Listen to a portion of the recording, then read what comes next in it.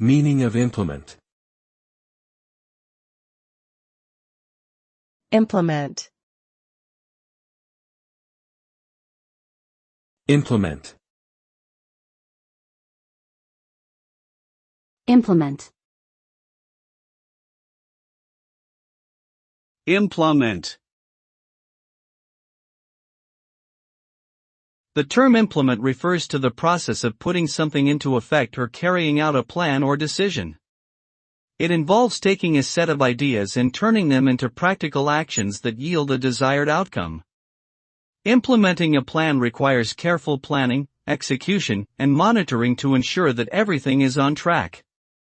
The success of the implementation often depends on factors such as resources, time, and the ability to adapt to changing circumstances.